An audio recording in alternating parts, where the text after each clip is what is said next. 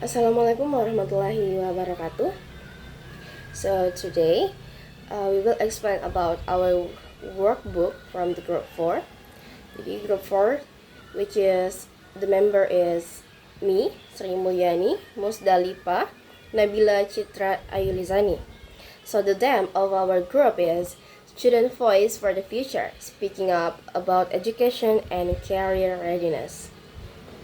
The unit goals of our unit is the student will be able to express critical opinion regarding current learning experience and pitch innovate ideas for education improvement.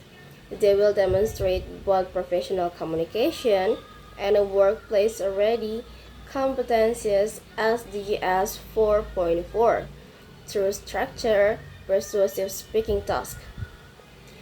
The specific objective, there is specific objective here. The first specific objective is student can identify, explain orally at least 3 main issues in their classroom learning experience using relevant B1 level educational pedagogical vocabulary.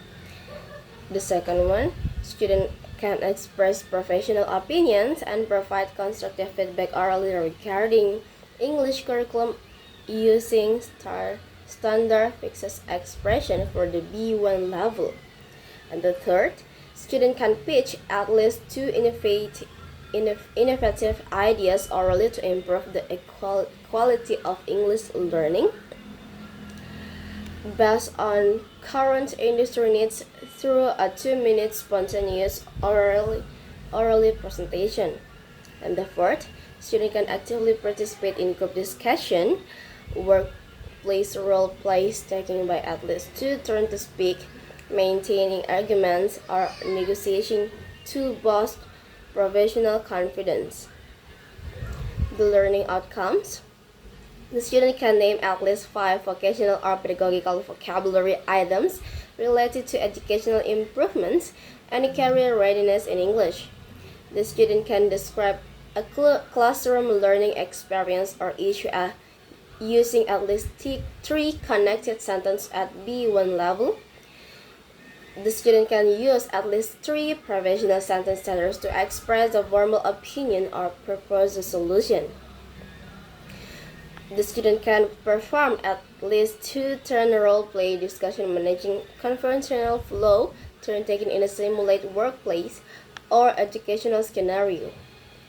And the last, the student can give at least 2 structure suggestions for improving learning quality during a 2-minute spontaneous pitching presentation. Okay, let's move to the unit 1.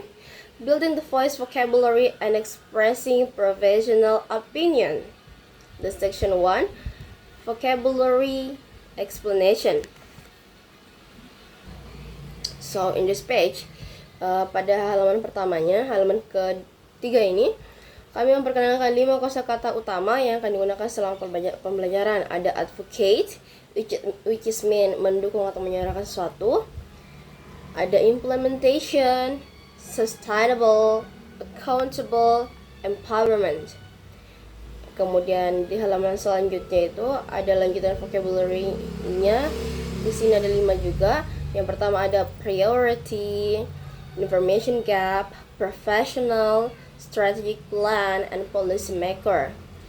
This vocabulary is very important because this will be used on discussion about education and career readiness. Kemudian pada halaman berikutnya ada academic sentence starters. Nah, pada this halaman itu terdapat beberapa kalimat pembuka yang dapat digunakan saat berdiskusi atau menyampaikan pendapat secara formal. For example, there is to achieve a sustainable change. Our team firmly believe that I understand your concern. However, I see your point. However, in addition. Nah, kemudian halaman berikutnya itu lanjutan dari sentence starters sebelumnya. So this sentence starters is really useful for in group discussion or academic debate. Kemudian halaman selanjutnya ada guided practice worksheet. Nah, pada halaman ini terdapat latihan mengisi bagian yang kosong menggunakan kosakata yang telah dipelajari sebelumnya. So, tujuannya itu untuk menguji apakah sudah benar-benar paham tentang penggunaan kosakatanya, dan juga melatih penggunaan kata dan konteks dalam konteks pendidikan. Dan yang terakhir itu membantu mahasiswa memahami arti kata melalui situasi nyata. So, kata yang digunakan di sini ada implementation, sustainable, priority, professional, and strategic plan. Nah, pada halaman berikutnya ada matching function matrix. Nah, pada halaman ini mahasiswa diminta untuk mencocokkan kalimat dengan fungsi komunikasinya. Misalnya mengajak teman yang pendiam untuk berbicara, menyampaikan ketidaksetujuan dengan sopan, menghentikan pembicaraan yang terlalu mendominasi, dan memberikan pendapat secara formal. So, the function of this activity is to train their communication skill in discussion.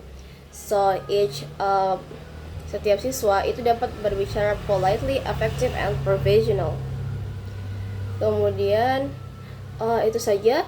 Pada halaman selanjutnya akan dijelaskan oleh teman saya, Musdalifah. Terima kasih. Baik, perkenalkan nama saya Musdalifah dan saya akan membahas mengenai halaman 9 sampai 10. So, still in unit 1. Di halaman 9 ini, di section 4 ini kami menampilkan grammar.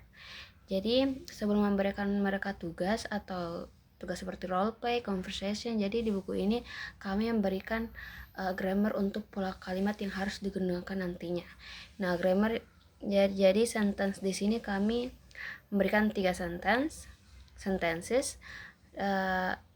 Yang pertama itu simple present tense. Jadi untuk fakta atau kebiasaannya, di mana polanya itu ada subject, verb 1, SES plus complement. Seperti contohnya ada the curriculum requires hard work, so subject the curriculum, and verb requires, and the complement is hard work. And next we use present continuous tense. So next is present continuous tense. In this sentence, use this to talk about things that are happening right now and when you are speaking. So the formula is subject, to be, and then verb in, and the complement. For example, we are discussing a serious case today. We are discussing a serious case study. So the subject is we, the to be is are, the verb is discussing, and the complement is a serious case study. And the last sentence is model for suggestion, should plus could. So use this word to give friendly or professional advice. And the formula is subject plus should or could and verb 1. For example, the campus should buy new books. So the subject is the campus and the modal is should and the verb is buy. For another example, we use could. We could work together more often. So the subject is we and the modal is could and the verb is were and the complement is together more often. Jadi di sini kami hanya menghadirkan 3 sentence. Ada simple present, ada present continuous, dan modal for suggestion. Next, section 5 is role play activity. Jadi di section ini kami sudah masuk di tugasnya. Participant rules. There's a rules for the role play activity.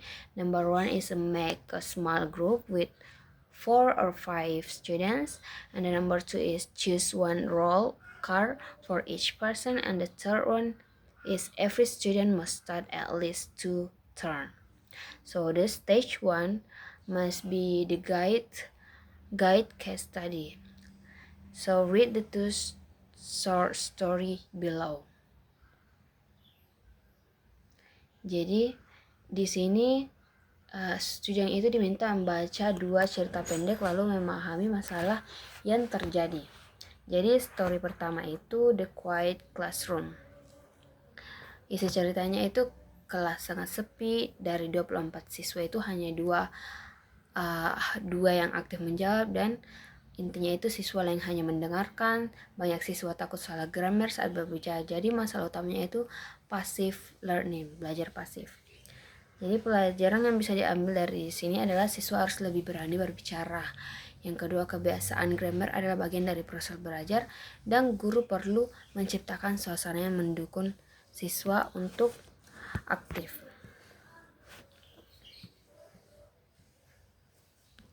Di stage 2,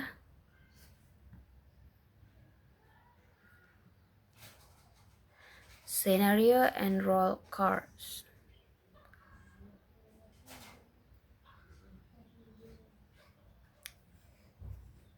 Jadi kami memilih salah satu skenario berikut. Skenario 1 itu topiknya cara membuat siswa lebih aktif berbicara di kelas, dan di sini kami membagi tugas, yaitu yang dimana tugas leader itu menjadi menghentikan siswa yang terlalu mendominasi dan membantu siswa pemalu agar ikut berbicara.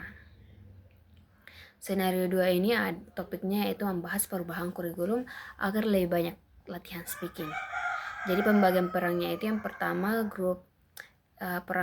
orang pertama itu menjadi group leader atau fasilitator, yang dimana tugasnya itu untuk mengatur jalannya diskusi dan juga mengajak semua anggota berbicara. Contohnya, like what are your thoughts on this? What do you think, Sarah? Gitu. Jadi mereka itu mempertanyakan kepada teman-temannya sebagai leader. Dan peran kedua itu adalah active students, dimana peran ini yang sering mengusulkan ide perubahan kelas. Contohnya, we should use more speaking activities. Student could practice English every day, like that. Dan peran ketiga itu quiet student, atau yang pemalu tetapi tetap harus berbicara saat ditanya. Contohnya, I think speaking practice is important. I think I agree with the idea, like that. Dan peran keempat adalah gurunya sebagai pihak kontra, yaitu tidak setuju sepenuhnya atau menyampaikan pendapat dengan sopan. Contohnya, I see your point, however lecturers are still important, or I understand your idea, we also need theory classes, like that. Jadi di stage 3 ada live, langsung saja yang selanjutnya itu stage 3, yaitu live discussion. Jadi pada tahap ini kalian siswanya itu melakukan diskusi nyata, dan aturannya itu yang pertama, setiap siswa harus berbicara minimal 2 kali, 2 turns, and yang kedua itu, aturan kedua itu menggunakan sentence starters yang sudah dipelajari. Jadi yang kami sudah ajarkan tadi yang ada di buku itu harus digunakan nanti di live discussion supaya selalu diingat. Yang ketiga itu ada catat apa yang mereka katakan, student katakan. Dan di sini kami memberikan tabel. Yang pertama ada turn, ada sentence starter, and vocabulary. Jadi mereka dituntut untuk menulis sentence yang mereka gunakan dan vocabulary yang mereka gunakan. Seperti itu.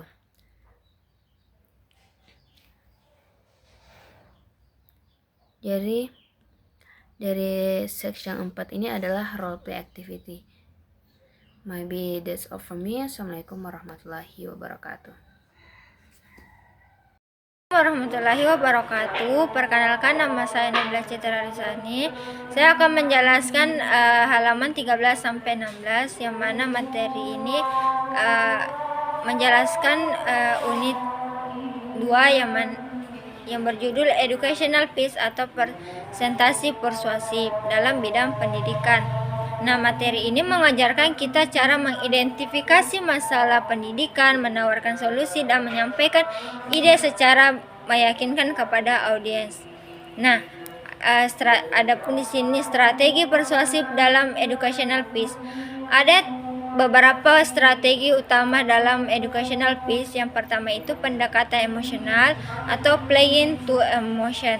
Nah, strategi ini bertujuan menyentuh perasaan audiens agar mereka peduli terhadap masalah yang dibahas. Nah, yang kedua, menggunakan kata fakta atau data. Data dan fakta membantu argumen lebih kuat karena didukung bukti nyata. Nah, yang ketiga itu menjelaskan manfaat. Nah, kita perlu menjelaskan manfaat dari solusi yang kita tawarkan.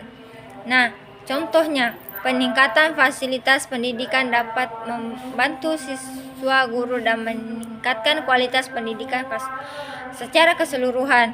Nah, contoh dari strategi pertama itu pendekatan emosional adalah meningkatkan fasilitas pendidikan dapat membantu siswa meraih masa depan yang lebih baik.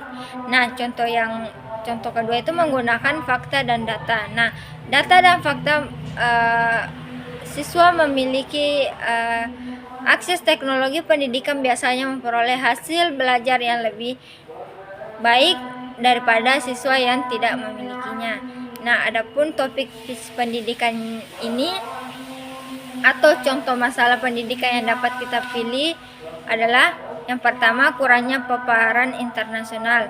Solusinya adalah program pertukaran pelajar dan kerjasama dengan sekolah luar negeri. Nah, yang kedua itu kurangnya komunikasi antar budaya. Nah, solusinya ini adalah pelatihan komunikasi lintas budaya dan kegiatan yang melibatkan berbagai latar belakang siswa. Nah, yang ketiga ini fasilitas yang sudah ketinggalan zaman atau zaman. Nah, solusinya ini adalah memperbarui peralatan dan teknologi pelajar. Nah, yang keempat, partisipasi siswa tidak merata atau tidak sama sekali berpartisipasi kepada sekolah. Nah, solusinya ini adalah menggunakan metode belajar yang lebih interaktif dan memberikan kesempatan yang sama kepada semua siswa untuk belajar. Nah, adapun cara menyampaikan pitch yang baik, adapun 5 langkah yang sederhana. Yang pertama itu menjelaskan masalahnya. Nah, yang kedua, jelaskan mengapa masalah itu penting. Nah, yang ketiga, tawarkan solusinya. Nah, yang keempat, jelaskan manfaat solusi tersebut. Yang kelima, tutup dengan kalimat yang meyakinkan. Nah, di sini adapun kosakata yang kita ambil.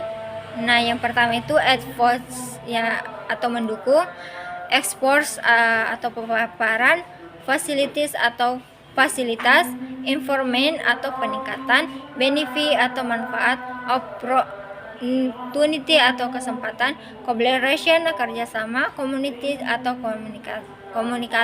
komunitas. Nah di sini juga kita ada kriteria penilaian. Nah, di sini presentasi akan dinilai berdasarkan yang pertama itu kosakata atau ketepatan dan variasi kata yang digunakan. Nah, yang kedua interaksi dan komunikasi. Nah, kemampuan berkomunikasi dengan audiens. Nah, yang ketiga itu instruktur presentasi. Nah, penyampaian yang runtuh dan mudah dipahami.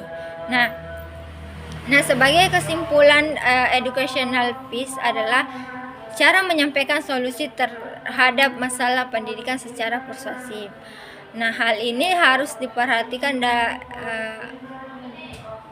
ada beberapa yang harus diperhatikan. Nah, yang pertama itu mengidentifikasi masalah tersebut. Nah, terus menjelaskan pentingnya masalah. Nah, menawarkan solusi. Nah, terus menjelaskan manfaat dari masalah tersebut atau manfaat masalah tersebut. Nah, yang terakhir itu menyampaikan presentasi dengan percaya diri. Nah, demikian penjelasan yang dapat saya sampaikan. Terima kasih atas perhatiannya. Wassalamualaikum warahmatullahi wabarakatuh.